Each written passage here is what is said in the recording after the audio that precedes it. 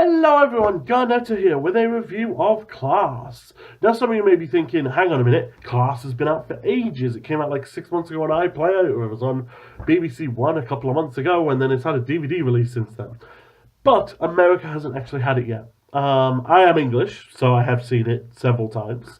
But I know that there is a lot of people where they are seeing it for the first time in the next couple of days. So I thought that I would do a bit of a spoiler-free review for that purpose, especially since I didn't do a review at the time.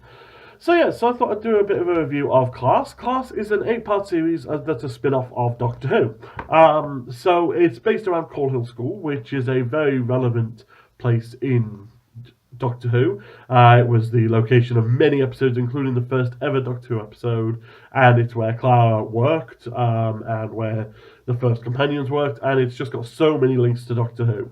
And yeah, they regularly do tend to go there. This one is actually set at the school. It's set around a group of sixth formers and one of the teachers. And yeah, it's basically set around their fight against the Shadowkin. It is a relatively short series, and it is quite a fun one. It's very serious. It's sort of like, if we look at the other spin-offs, we've got Sarah Jane Adventures on one end of the scale, where it's a childish one, and then we've got Torchwood, where it's just too adult. Class is sort of about 3/4 of the way there. It's more mature than Doctor Who, not as mature as Torchwood. It's sort of like in that middle bit. I would say sort of Torchwood Series 2 is about where this is at, where it's got that bit of humour, it's got that seriousness, it's got that adult, but it is ultimately teen. It's very much Torchwood meets Buffy, with the sort of tone of it. It's one of the shows where it's got a lot of main characters. It's got 6 main characters in it, and the problem that I have is that a lot of the characters go underdeveloped. We've got Charlie Smith, who is an alien from another planet, last of his kind, and basically he is a very interesting character, I think. I do like the character of Charlie. He is very much one of these characters where he has a lot of power but chooses not to use it, where he is trying to be good. Then we've got April, where she is just a random innocent person who then is pulled into this. Most of them are just random people pulled into it. And she is she's one of the more developed characters. She is quite good. I do like April as a character.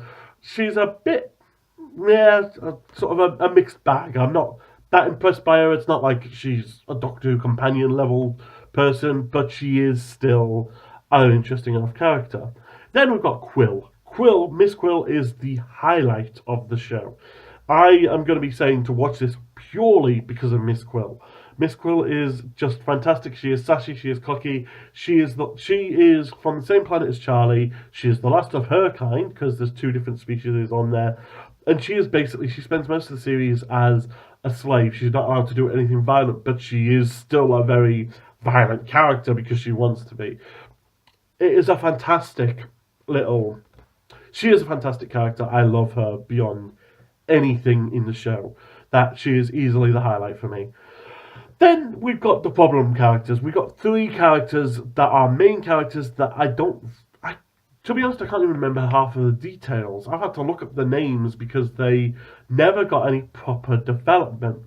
Most of the time when you've got such a large cast of main characters, you do this thing, which I actually really like, where they develop them characters in their own episode. Like if we look at Torchwood, for example, Jack and Gwen are instantly part of it. But they need to introduce Owen, Tosh, and Yanto.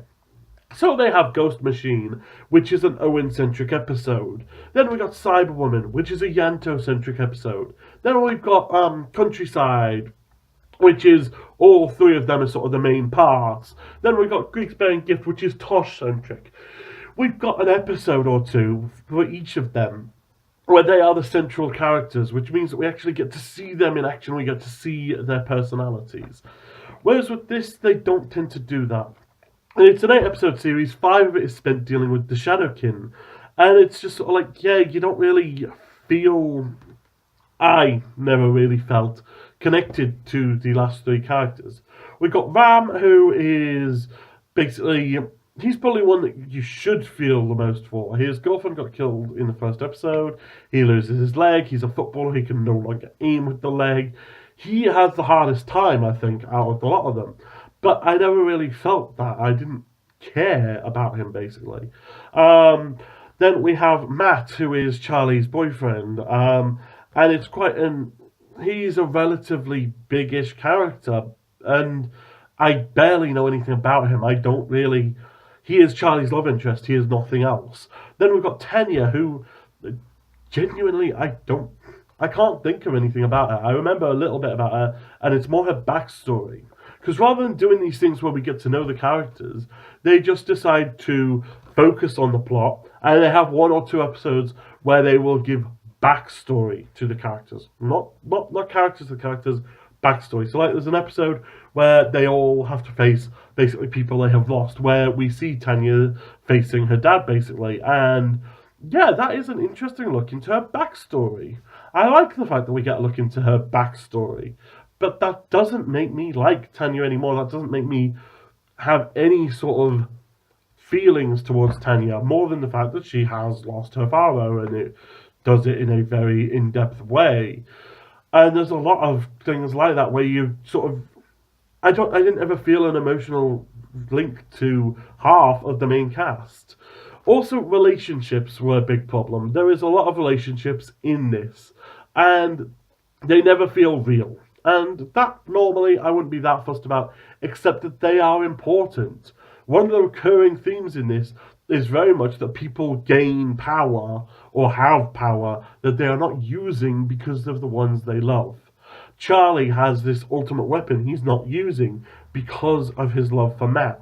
Um, there's an episode where April gets a load of powers and basically could do anything, and she was on the verge of killing people. And then Ram comes in, and because she loves Ram, she stops doing that. It's just, I that would have been a good way of doing it, except I don't feel those relationships.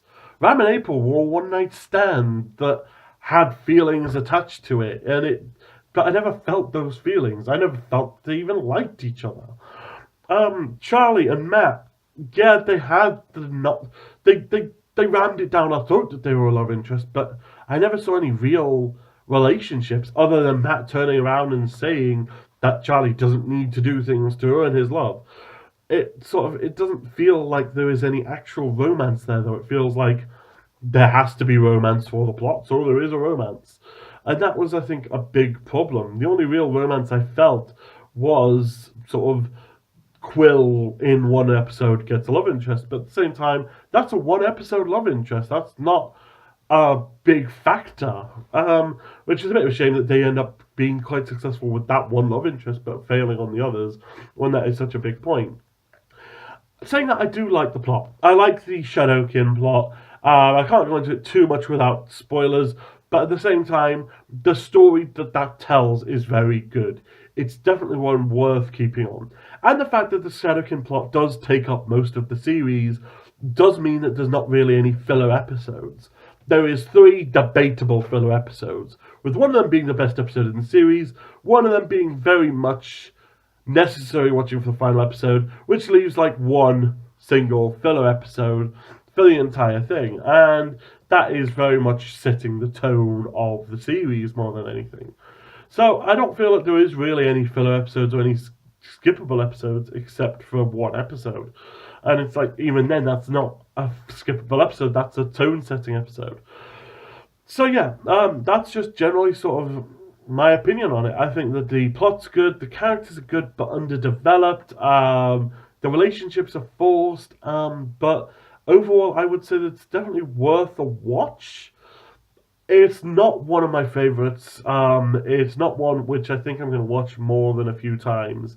I have watched it twice, saying that if we talk about the Doctor Who Christmas special, I've watched that about 15 times by now, and that came out after Class. And yeah, I've watched Class twice. I've watched that episode of Doctor Who, which I'm not even that fond of, The Return of Doctor Mysterio. It's a good episode, not great. And I've watched that so much more. It's not going to be one of those ones like Torchwood where I will watch it 1,000 times in the progressing years. It's just one of those where it's going to slip in. There is one other thing which I don't think I mentioned, which is that a series does depend on getting a series 2. They do a fair bit of setting up. There is a shitstorm come in all over the place. Very much the series ends with about 10 different things about to kick off. And I would love to see that. Unfortunately, they decide we want to see that next series.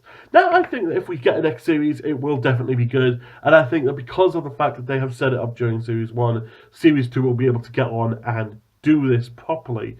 However, if there isn't a Series 2, then this series will literally just be forgotten. That's the main redeeming factor, is the fact that they set up well for Series 2. Although that shouldn't be the main redeeming factor. I always say that I despise it when they do that, when they have the setup for Series 2. They should leave us wanting more by being a good show. If we look at Doctor Who Series 1, which, yes, I know ends with the regeneration, but other than that, cliffhanger at the end, we want more because it was a good show.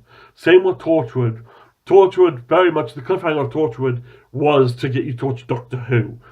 There was no reason to go back to Torchwood other than the fact that it was a good show. Same with Surgeon Adventures, same with everything. I prefer the shows where they are able to keep you wanting to go back because of it being a good show. Whereas I feel that the reason that I would watch Series 2 of Class is A, hope that it gets better, and B, the fact that the setup looks interesting. So yeah, that's just my opinion. If you're part of the UK, let me know what you think of it what you thought of it down below. If you're part of America, let me know what you think of it. Are you planning on watching it? If you've watched it, what do you think of it? Thank you very much for watching, and I'll see you next time. The Garnetto is the best. You will like, comment, and subscribe.